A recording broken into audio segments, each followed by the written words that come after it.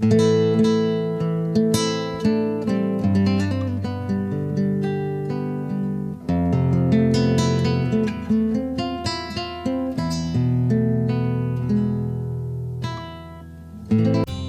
folks, some key points here. Always make sure your saw is clean so that way it works effectively. Always clean the saw at the end of the day and before you store them, so that's real easy to remember.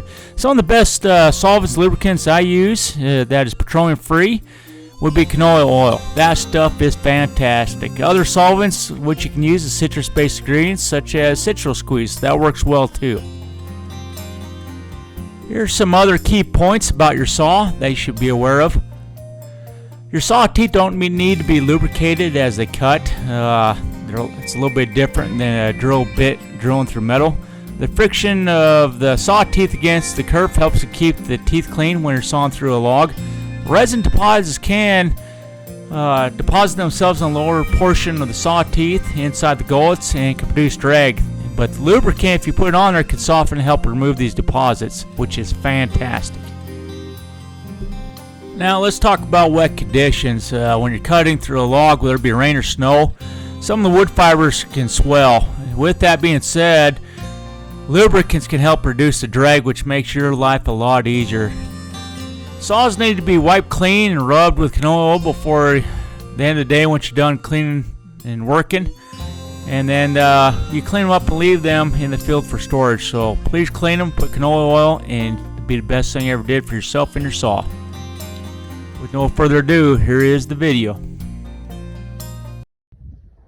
Howdy folks, this is Travis of Elston Equine Solution, partnership with the Clopton Cow Company, and right now we're about ready to go out on our elk trip, and I'm in the Teton National Forest, and about ready to go into the Rosemont Wilderness, and I just wanted to show you a little bit of preparation with the saws that I'm doing, in case it rains, in case there's bush or something.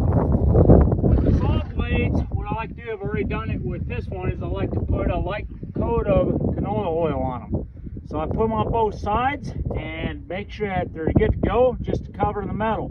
I don't want no rust on it, because when you're sawing, if you got rust, it drags and it's not really that good for your saw. So I've already done my small one, so I'm going to put it away. And then we're going to do the two-man saw next. Oop, better put it in there correctly.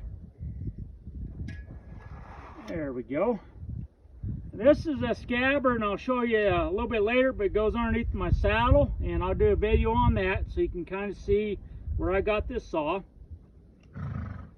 and how you operate it. And this is a good saw. I got this a while back from Outfitter Supply up in Montana, and they sell them there. It's originally made out in California, and it's very handy. But when you got those huge diameter logs about that big that falling over the trail, and you can't go under, you can't go over, you can't go around left, you can't go around right, you gotta go to the big boy. Okay, so what I like to do is I like to put canola oil on it for the reason I already stated. So all I do is rub it on each side, and there's no rust on this. This is just brown patina. They used to have a lot of rust on it, but this has been used heavily throughout the years. You're going to ask Travis, what kind of saw is this for brand? Well, this is American style saw right here. And what I mean by that, that's the teeth pattern.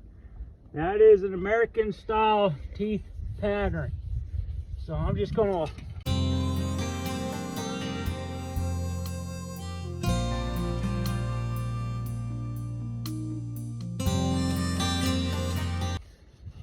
oiled up one side.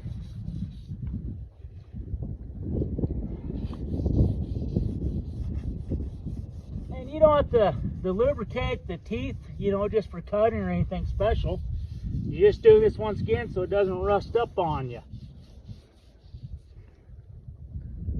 Once I'm done with one side, I'm going to do it to the other. And I'm going to wipe off the excess because I don't need it. I am going to keep the handles on the saw. A lot of times during storage, you remove the handles once you're at place long term, and also you take it out of the sheath. The reason you do that is you don't want it to ruin the saw. And then with the small circles, as you can see right here, you can hang it on a wall with a nail. All right, so it doesn't hurt it. Same thing when we get to going and I'm there at camp, I'm going to take the handles off and I'll probably put it up in a tree and I'll take the scabbard off.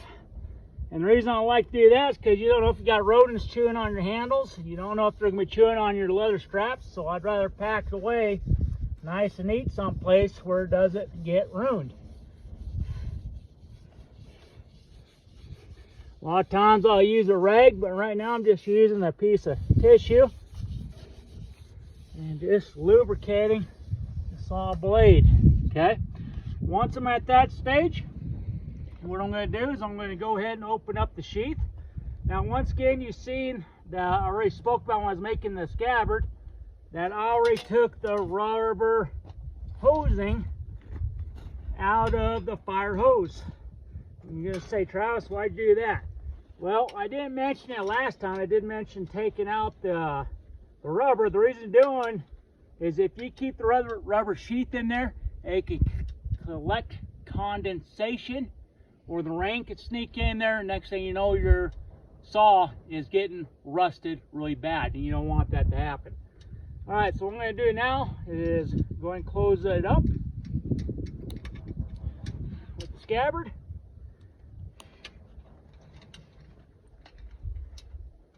I'm going to go ahead and put this back on, lid back on the oil, because you know how it is. Knowing my luck, I'd spill it over the darn place.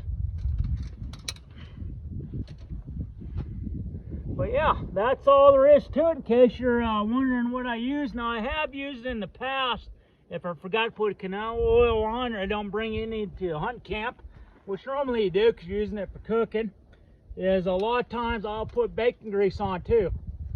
I've done that in a pinch just to keep it from rusting on me.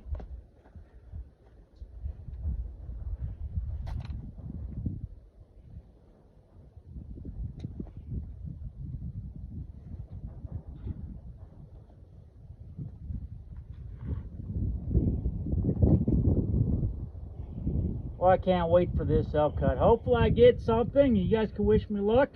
Of course, you ain't gonna see this video till I get back anyhow, so I'll probably be telling you how I did. Hopefully I get a big one, get the meat locker filled up pretty good, and I got something to show you. If not, I'll definitely be working on getting me some brookie trout. You're gonna say, well, those aren't too big, and I'd say you're probably right, but they are good if you cook a whole passel of them up in a skillet, because they're about the size of chicken tenders anyhow. You get a Dairy Queen or a Burger King or something like that. So anyhow, hope that helps you out. Once again, always got to lubricate this canola oil, and that's all you need to do with your saws. So now you have the knowledge is power, which means you just became the solution. Take care now. Adios.